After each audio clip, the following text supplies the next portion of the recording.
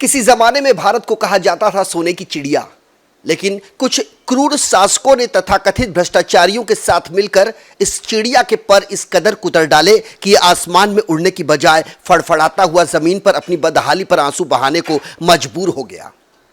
जिस्म घायल है, आंखें नम है, उड़ने के लिए परवाज तक नहीं है और बोलना भी चाहे तो आवाज नहीं है। ये गूंगी चिड़िया जो है वो पंख विहीन है। नमस्कार, आप देख रहे हैं डीसी न्यूज इंडिया और मैं हूं आपके साथ संजय मिश्रा। हमारे इस खास पेशकश आमने सामने में आपका स्वागत है।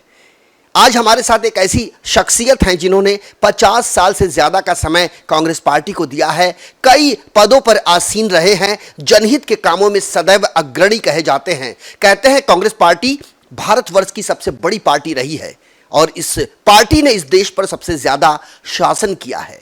और जो हमारे साथ शख्सियत हैं मधुकांत शुक्ला, ये राजीव गांधी के सलाहकार के तौर पर भी जाने जाते थे और जो पहली बार राजीव गांधी की मुंबई में पदयात्रा हुई थी तो वो एक ऐतिहासिक पदयात्रा साबित हुई थी। बड़े बड़े अखबारों की हेडलाइंस बनी थी। दादा, आपसे एक बात जानना चाहेंगे कि जिस तरीके से बगावत का बिगुल बजा है इस बार के राजनीतिक ये विधानसभा चुनाव में, क्या आपने इतने बड़े पैमाने पर कभी बगावत देखी थी कि जैसे इतने कई चीजें इस बार अलग अलग देखने को मिल रही है। शिवसेना एक क्षेत्रीय पार्टियों में सबसे बड़ी पार्टी, मजबूत पार्टी, वो खंड खंड में बटी हुई है। राष्ट्रवादी कांग्रेस पार्टी जिसके मुखिया, जिसके पुरोधा शरद पवार साहब हैं, वो भी लगभग विभाजित हो चुकी है। ऐसे में भारतीय जनता पार्टी को आप कहां देखते हैं और शिवसेना और एनसीपी को कहां देखते हैं? देखिए, राजनीति सत्ता की प्राप्ति और सत्ता के बाद लोगों के लिए काम करना, ये एक प्रक्रिया थी जिस प्रक्रिया में हमारा हेतु सबसे महत्वपूर्ण होता था। आज अगर मैं पूछूं कि भाई बीजेपी का हेतु क्या है, तो ले दे के लोग मुझे कहते हैं कि भाई किसी तरह सत्ता प्राप्त करना। कैसे? बोले कि शिवसेना को तोड़ लो। शिवसेना आरोप लगाती है कि 50 खोखे दिए तोड़ने के लिए एक एक आमदार को। उनसे पूछो कि भाई नहीं, वो तो शिवसेना टूटने ही वाली थी, बीजेपी ने उनको ले लिया, ऐसा उनका कहना है। तो बोलते अजीत दादा को देख लो कि पहले उन्होंने उनको दिखाया कि तुम्हारे खिलाफ इंक्वायरी कर रही है सरकार, तो उनको डिप्टी चीफ मिनिस्टर बना लिया, तो इंक्वायरी ख़त्म हो गई। तो और अब फिर उनको साथ ले लिया, 70,000 करोड़ का आरोप लगाने के बाद, चक्की पिसिंग बोलने के बाद फिर ले लिया। तो जो हम देख रहे हैं उसमें शरद पवार भी, जो लोग वापस लौट के जा सकते हैं उनको दगा दे के गए हैं, उनको भी वापस ले रहे हैं। बेचारा करे तो क्या करे? आदमी में जब उसका उसूल खत्म हो जाए लोगों में, तो बेचारा नेता भी क्या करेगा? तो ये मैं देख रहा हूँ कि उद्धव की स्थिति इतनी असहाय करने की कोशिश की सत्ताधारियों ने, और कांग्रेस इस पूरे खेल में कुछ बोल नहीं रही है, शांत ज़्यादा रह रही है। और महात्मा गांधी ने कहा था कि अन्याय करना तो अन्याय है ही है, गुनाह है ही है, मगर अन्याय सहना भी अन्याय है। और ये जो कांग्रेस पार्टी कर रही है, इसके लिए मैं कांग्रेस को मुबारकबाद नहीं दे सकता। बाला साहब ठाकरे ने कभी कहा था, और उनका एक वीडियो सोशल मीडिया पर बड़ी तेजी से वायरल हो रहा है, कि जिस दिन कांग्रेस पार्टी से हाथ मिलाने की बात आएगी उस दिन शिवसेना की दुकान मैं बंद कर दूंगा। लेकिन उसके बाद उद्धव ठाकरे साहब ने कांग्रेस पार्टी से न सिर्फ हाथ मिलाया बल्कि गलवैया, आज कई 2.5 साल लगभग उनके साथ सत्ता में वो रहे। क्या लगता है कि पिता बाला साहेब के आदर्शों को उद्धव ठाकरे भूल गए? देखिए, पिता के आदर्शों पे भी उनको चलना उनकी मजबूरी है। तो और दूसरा भी ये है कि कांग्रेस से हाथ मिलाए या न मिलाए, बाला साहब ठाकरे ने बम्बई में, जब बम्बई तक ही शिवसेना सीमित थी, तो कई बार उन्होंने कांग्रेस को अनकंडीशनल सपोर्ट दिया। बाला साहब ठाकरे ने यहाँ तक बयान दिया कि इंदिरा गांधी के 2 बेटे नहीं 3 बेटे हैं, राजीव, संजय और बाला साहब ठाकरे। तो जब वो अपने को इंदिरा गांधी का तीसरा बेटा मानते थे तो डिफरेंसेस हुए होंगे। बेटा नाराज होता है, घर से बाहर जाता है, उल जलूल काम भी करता होगा और फिर घर में वापस आ जाता है तो फिर घर का हो जाता है। ऐसी ही स्थिति उद्धव के सामने थी। उद्धव के सामने दो रास्ते थे कि मुसलमान से नफरत को हिंदुत्व माने या उसको त्याग दें और हिंदुत्व माने। तो और उत्तर भारतीयों से नफरत, पत्थर मारना, उनके ऊपर अटैक करना, उनके रोजगार को नुकसान पहुंचाना, इसको हिंदुत्व माने या इसको छोड़ दें। तो जब ये दोनों चीज़ें मानने लायक नहीं दिखी उनको, तो उनके पास रास्ता क्या था? तो उन्होंने दूसरा रास्ता ढूंढा कि जिस पर कभी बाल ठाकरे चल रहे थे, उस रास्ते को उन्होंने अपना लिया। ये मजबूरियों का रास्ता था उनका। वो मुसलमान की हत्या करके हिंदू नहीं बनना चाहते। यानी हम कह सकते हैं कि राजनीति में हर चीज जायज होता है। मैं जायज तो नहीं ठहरा सकता हर चीज, मगर एक सवाल आपसे और करना चाहूंगा कि सोशल मीडिया पर कई तरह के पोस्ट भी आपके देखने को, पढ़ने को मिल जाते हैं। आपने एक पोस्ट आपके एक पोस्ट का मैं जिक्र करना चाहूंगा। उसमें आपने लिखा था कि न्यायपालिका जो है वो केंद्र सरकार के दबाव में चल रही है। जी, अब ये तो आप देख ही सकते हैं। मुझे एक बात बताइए, ये जो खिचड़ी आपको दिख रही है, मुझे कम से कम पिछले 5 दिन से 5 आदमियों ने पूछा, शुक्ला जी समझ में ही नहीं आता वोट किसको दूं। मैं बोला क्यों भाई, जो पार्टी अच्छी है उसको दो, जो तुम्हारी सेवा करता है उसको दो, जो उम्मीदवार तुम्हारा इलाके में मजबूत है और रोज़ तुमको तुम्हारी समस्याओं का ध्यान रखता है उसको दो। बोलते शुक्ला जी ये आप कहने को ठीक लगता है, मगर आप देखो अब शरद पवार की पार्टी है, अजीत दादा छोड़ के चले गए। अजीत दादा ने कहा शरद पवार ने परिवार तोड़ दिया। शरद पवार कह रहे हैं कि नहीं, मैं परिवार टूटने नहीं दूंगा। अब सत्य क्या है, किसके साथ जाऊं? ये कह रहे थे चक्की पिसिंग, अब वो कह रहे हैं नहीं ये ठीक है, ये चक्की पिसिंग नहीं, इनका कहने का मतलब था। तो इसी तरह चाहे शिंदे हों, चाहे उद्धव हों, चाहे बाल ठाकरे हों, चाहे कांग्रेस हो, अब कांग्रेस भी बाल ठाकरे से हाथ मिला रही है, उद्धव ठाकरे से हाथ मिला रही है। तो उद्धव ठाकरे ने भी जो चीज़ें कांग्रेस, बाला साहब ठाकरे और इंदिरा गांधी की जिन नीतियों को बाला साहब ठाकरे सपोर्ट करते थे, तो आज ले दे के बात एक ही है कि अगर कांग्रेस इंदिरा गांधी के उसूलों पे चलेगी तो कांग्रेस सरवाइव करेगी। और उससे हटके ये जितने सलाहकार गलत सलाह दे रहे होंगे राहुल जी को, मैं नहीं जानता, वो कांग्रेस नहीं चल पाएगी। इंदिरा गांधी के रास्ते पे कांग्रेस को वापस लौटना पड़ेगा। न जात पर न पात पर मुहर लगेगी, समाजवाद पर।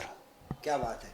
आपसे ये जानना चाहेंगे कि पार्टी नेतृत्व जो होता है उसकी बहुत बड़ी भूमिका होती है, तो क्या ये माना जाए जो सलाहकार हैं वो सलाहकार न रह के चाटुकार बन गए हैं और इंफॉर्मेशन हाइड कर रहे हैं शीर्ष नेतृत्व तक पहुंचाने के लिए, और इसका एक बड़ा ये साइड इफेक्ट देखने को मिल जाता है कि बागी नेताओं का एक खेमा जो है वो तैयार हो जाता है? भाई ये तो नेचुरल प्रोसेस है कि अच्छा अच्छा सब मेरा, बुरा बुरा सब तेरा। तो ये जितने लोग हैं समाज में जो नेता बनना चाहते हैं, उनको नेता बनने के लिए नेता के करीब पहुंचना ज़रूरी है, कुछ ओहदा मिलना ज़रूरी है। तो बेचारे अपने प्रयास में लगे हैं और एक पार्टी के लोग दूसरे पार्टी को देखते हैं, यार उसने ऐसा किया तो वो आगे बढ़ गया, तो मैं क्यों ना बढ़ जाऊं। तो ये जो होड़ लगी है, इसमें मतदार को अपना फैसला देना होगा कि जो चाटुकारिता करेगा उसको हम समाज में, कभी चुनाव में खड़ा रहेगा तो उसको हम वोट नहीं करेंगे। ये निर्णय जनता को लेना चाहिए, तो चाटुकारिता अपने आप बंद हो जाएगी। राजनीतिक दल के जो नेता होते हैं वो जनता के वोटों से जीतने के बाद ही नामदार बन पाते हैं, मंत्री बन पाते हैं। ऐसे लोगों को क्या ये नहीं समझता कि मेरे द्वारा लिया गया जो निर्णय है वो कहीं ना कहीं से मेरी जनता की भावनाओं को भी आहत कर सकता है? क्योंकि पार्टियां कोई भी हो, जो जनता होती है वो पार्टी देखती है, नेता नहीं। लेकिन जब पार्टी दो खंड में बढ़ जाती है तो बड़ा दिग्भ्रमित एक माहौल बन जाता है, जो इस बार खास करके देखने को मिल रहा है। हमने मुंबई के अलग अलग इलाकों का जायजा लिया है, वहां रहने वाली जनता जो है वो कंफ्यूज है। जैसे कि आपने अभी कहा कि आपके पास कई फोन्स आए और उन्होंने कहा कि वोट किसको देवे ये समझ में नहीं आ रहा है। तो जो ये जो सिनेरियो तैयार हुआ है, इसके पीछे आप जिम्मेदार किसको मानते हैं? जिम्मेदार मैं उन लोगों को मानता हूँ, अभी आपने पूछा क्या सत्ता के दबाव में न्यायपालिका है, अभी आपने पूछा था, उसका जवाब मैं देना रह गया था, मैं दिए देता हूँ कि अब एक बहुत बड़ा सवाल आया, लोकतंत्र और जनतंत्र हमारे वोट से चलता है, और वोट पर कोई सवाल हो तो ये जनतंत्र का फंडामेंटल सवाल है। ये जनतंत्र के फंडामेंटल राइट का जवाब है। और जब सुप्रीम कोर्ट ये कह दे कि इस पर कोई प्रश्न चिन्ह पैदा करेगा ईवीएम पे तो उस पर 10 लाख रुपए का फाइन लगाएंगे, तो ये सत्ताधारियों को सीधा सीधा समर्थन देने का ऑर्डर है, ये नहीं देना चाहिए। मेरा आग्रह है सुप्रीम कोर्ट से, नम्र निवेदन है कि इसको अविलंब वापस करे। ये लोकतंत्र की हत्या का पहला कील होगा अगर इसको उन्होंने वापस नहीं लिया। और ईवीएम अगर गलत नहीं है तो सरकार जो लोगों के सवाल हैं, जैसा इलेक्शन कमीशन कहती है कि आप साबित करके बताओ कि कैसे वोट हैक होगा। अगर कोई चोरी करना नहीं जानता है, आपको चोरी करके नहीं दिखा सकता है, तो आप उसको जो है चोर मानने से इनकार करोगे। आखिरी सवाल जाते जाते, उत्तर भारतीय समाज को लेकर कई नेता हैं, चाहे वो संजय निरुपम हो या चंद्रकांत त्रिपाठी हो, रमेश दुबे हो, कृपा शंकर सिंह हो, अखिलेश चौबे हो, और अब एक नया नाम भी आ रहा है पंडित सुनील शुक्ला, जो उत्तर भारतीय विकास सेना के परचम तले वो लॉरेंस बिश्नोई को चुनाव लड़वाना चाहते थे। तो ऐसे कई उत्तर भारतीय नेता हैं, लेकिन ये उत्तर भारतीयों को एकजुट कर पाने में विफल क्यों साबित हो रहे हैं? और खास के दौरान ही उन्हें उत्तर भारतीयों की याद क्यों आती है? फिर चाहे मामला बेरोजगारी का हो, उत्तर भारतीय परिवार की बेटी की शादियों का हो, उत्तर भारतीय परिवार के घर में स्वास्थ्य से संबंधित उन तमाम मसलों का हो, इन तमाम चीजों को लेकर तब क्यों याद नहीं आती उत्तर भारतीय समाज की? देखिए, इसका इंतजाम भी उत्तर भारतीय समाज को ही करना पड़ेगा।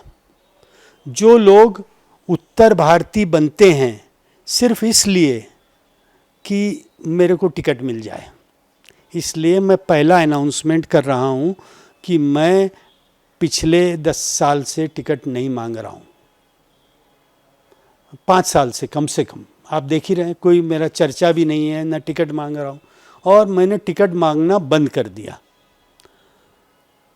अब की बार कॉरपोरेशन का चुनाव है, जो मेरे कल्पना में भी नहीं आ सकता कि मैं वो चुनाव लड़ूंगा, इसलिए इस कॉरपोरेशन के चुनाव में मैं निकलूंगा ज़रूर। ये चुनाव ख़त्म होते ही हर वार्ड में जाऊंगा, उत्तर भारतीय नौजवानों को ढूंढूंगा, और जो काबिल नज़र आएगा, जो उत्तर भारतीय समाज के लिए और महाराष्ट्र की अस्मिता के लिए, दोनों के लिए मुझे डेडिकेटेड नज़र आएगा, उसका मैं चयन करूंगा। और उसकी टिकट के लिए चाहे भाजपा हो, चाहे कांग्रेस हो, चाहे शिवसेना हो, चाहे शरद पवार हो, जो दरवाज़ा खटखटाना पड़ेगा उसको खटखटाऊंगा। उनसे हाथ जोड़ के निवेदन करूंगा कि आप इनको टिकट दीजिए और इनको न्याय कीजिए। और राहुल गांधी ने जो कहा था कि जिसकी जितनी हिस्सेदारी उतनी उसकी भागीदारी, उत्तर भारतीयों को उनकी भागीदारी दीजिए, क्योंकि उत्तर प्रदेश से आपको नेतृत्व करना है। Walk the talk and show them that what you से इज व्हाट यू मीन। हमारे इस खास पेशकश में हमसे जुड़ने के लिए आपका बहुत बहुत धन्यवाद।